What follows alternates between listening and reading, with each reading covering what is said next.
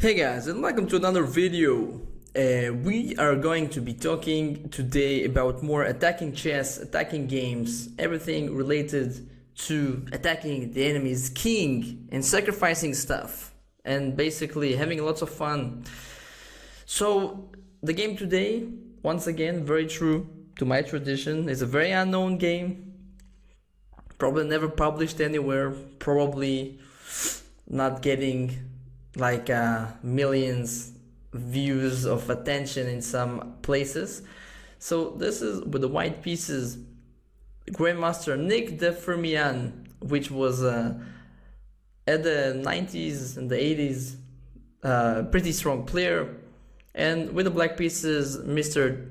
Emery Tate, which is American master, international master actually, which passed away a couple of years ago. I had actually had a chance to play one game against him, and this was just a very good attacking game in general, but also the process. You see that from the very first moves, black was playing very aggressively and tried the hardest to basically increase the chances of a successful attack. So let's see what's going on. e4, c5, knight f3, d6, d4, c takes d4. We have an open Sicilian, c takes d4, knight takes d4, knight f6, knight c3, and in this position black has three, maybe even four very big lines, right? The knight of Sicilian, the dragon Sicilian, which is very popular, and two more moves are the classical Sicilian with knight to c6 or pawn to e6, which is the Scheveningen Sicilian. But black goes for a very, very rare move, bishop to d7. Not by any means a novelty, not by any means a bad move, just extremely uncommon. I think maybe statistically this is being played like maybe one of 100 games, maybe one of 1,000 games coming into this position, probably one of 1,000. The idea is just to make a very flexible developing move, potentially continuing in a similar style to the classical Sicilian. White played bishop e3, a very normal developing move, potentially seeking to go for English attack type of setup with pawn to f3, queen to d2, followed by long castles.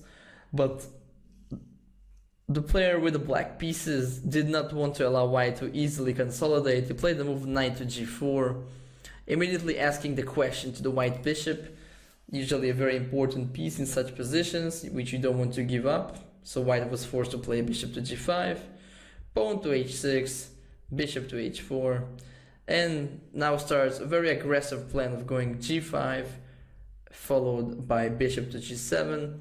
For those of you who are experts on the Sicilian defense, you might know a similar line, basically having the same position as this one but with the inclusion of the move a6 instead of bishop d7. Arguably the move bishop d7 maybe even more useful.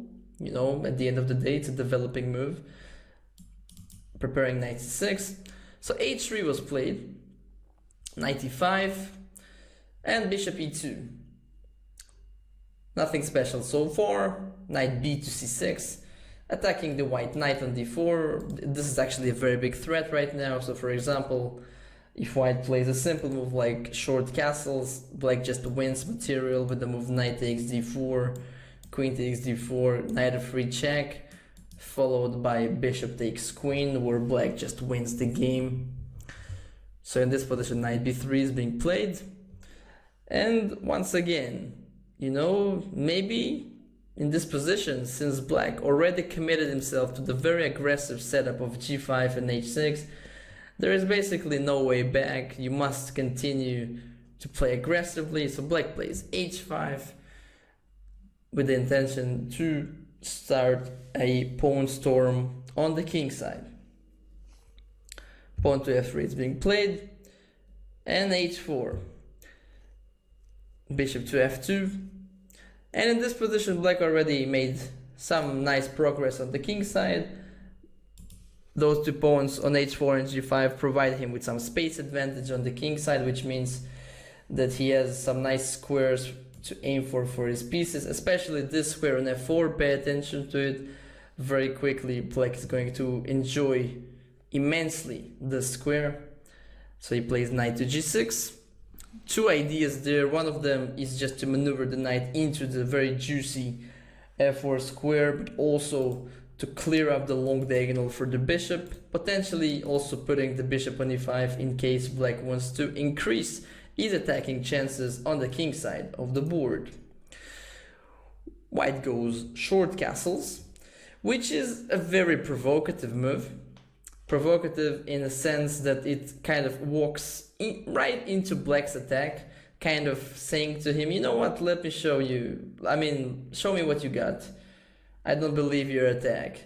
And in this case, black probably goes like, okay, you got it. In this position, we already can start seeing the potential attack on the white king. So what kind of hints do we have to that?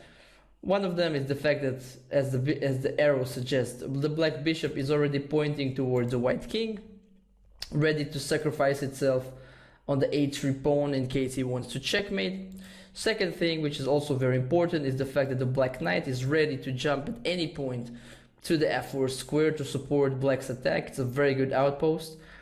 And you can also see that the white knights and some of his other pieces also are very far away from the defense of the white king. So after the move short castles, black brought up one more potential piece to his upcoming attack, bishop to e5. And I think in this position white played a bit too, maybe in a too much of a naive way. He didn't try to defend himself too much. I would suggest for white this typical defensive maneuver, rook to e1 followed by bishop to f1, which should safeguard his king, at least in the short term. Always when you are about to get checkmated, always put a bishop on f1. It's a very useful idea to keep in mind. But white played queen to d2. Looks like a normal move, seeking to connect these rooks. But this allows black to increase his attack. Queen to c8, aiming to sacrifice the bishop on h3. And right now I think white should already be very careful. He plays bishop to e3. His idea is probably to make it more difficult on black to play knight f4. This didn't really work out. Also, please pay attention that white cannot really take the pawn on g5.